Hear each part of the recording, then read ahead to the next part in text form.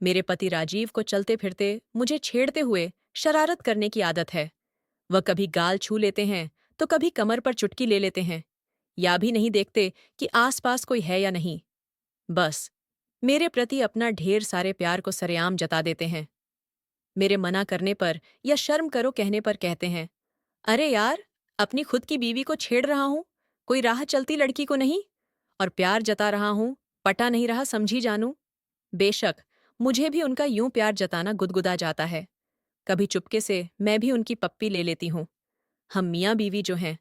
पर एक दो बार मैंने नोटिस किया है कि मेरी काम वाली पूजा हमारे पति पत्नी के अटखेलियां दरवाजे के पीछे खड़ी रहकर छुप छुप कर देखती है।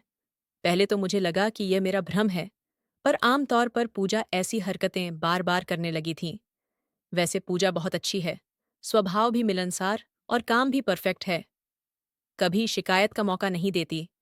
जब वह कुंवारी थी तभी से हमारे घर में काम कर रही है। अभी 1 साल पहले ही उसकी शादी हुई थी। ससुराल यहीं पास में है, तो शादी के बाद भी पूजा ने काम नहीं छोड़ा।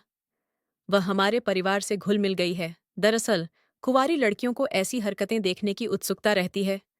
पर पूजा की तो शादी हो गई, उसका पति भी उसे प्यार करता होगा, शारीरिक सुख देता होगा। फिर हमें प्यार जताते देखने की इतनी लालायत क्यों है? मैंने अपने पति राजीव को इस बारे में बताया भी, पर उन्होंने बात को मजाक में डाल दिया। पर मैं अब सतर्क हो गई थी। जब पूजा काम करने आती थी, तब मैं अपने पति से दूरी बनाने की कोशिश करती थी। यूं ही साल भर बीत गया। एक दिन अचानक पूजा काम पर नहीं आई।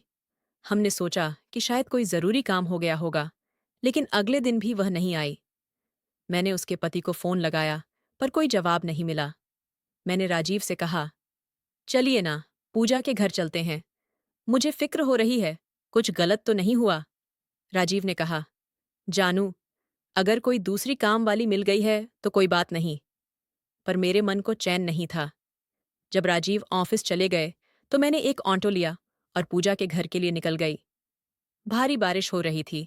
जब मैं पूजा के घर पहुंची तो देखा कि पूजा की सास आंगन में बर्तन धो रही थी। मैंने पूछा, मौसी, पूजा कहाँ है?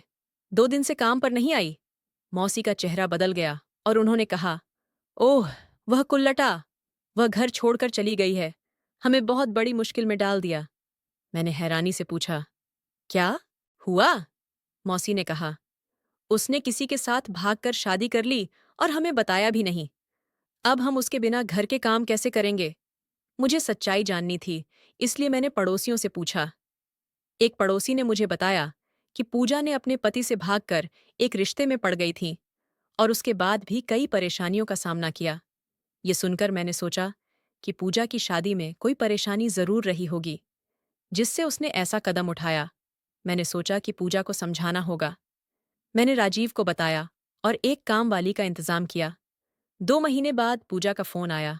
उसने कहा, मैडम, मैं घर पर हूं और आपसे मिलना चाहती हूं। मैंने पूजा को बुलाया। वह आई और मैंने पूछा, कैसी हो? पूजा ने कहा, मैडम, मैं अब समझ गई हूं कि मेरी शादी में क्या कमी थी। मैंने बहुत गलतियां की हैं। मैं अब अपनी नई जिंदगी शुरू करना चाहती हूं। पूजा ने कहा, मैडम, मेरे जीवन में जो बदलाव आया है, उसकी वजह से मैं अब सही रास्ते पर हूं। मुझे अपने फैसलों पर पछतावा है, लेकिन मैं नई शुरुआत करना चाहती हूं। मैंने पूजा की बात सुनी और समझाया कि हर किसी के जीवन में उतार चढ़ाव आते हैं और हम सबको अपनी गलतियों से सीखना चाहिए। पूजा ने कहा, धन्यवाद मैडम, मैं अपने नए जीवन को लेकर आशान्वित हूं और अपनी गलती सुधारने की कोशिश करूंगी। चिंता की कोई बात नहीं थी। पूजा ने कहा कि वह जल्दी ही काम पर लौटेगी। इस दौरान मैंने सोचा कि समाज में कितनी महिलाएं हैं जो ऐसे ही परिस्थितियों से गुजर रही हैं। हमें उनकी मदद करनी चाहिए। 4-5 महीने बाद मैंने अखबार में एक खबर पढ़ी, जिसमें लिखा था कि पूजा के बारे में एक नई जानकारी मिली है।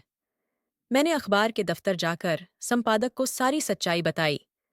संपादक ने कहा कि सच्चाई का पता चलने पर खबर को सही ढंग से प्रकाशित किया जाएगा।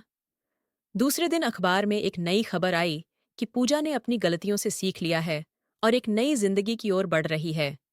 यह पढ़कर मुझे संतोष मिला।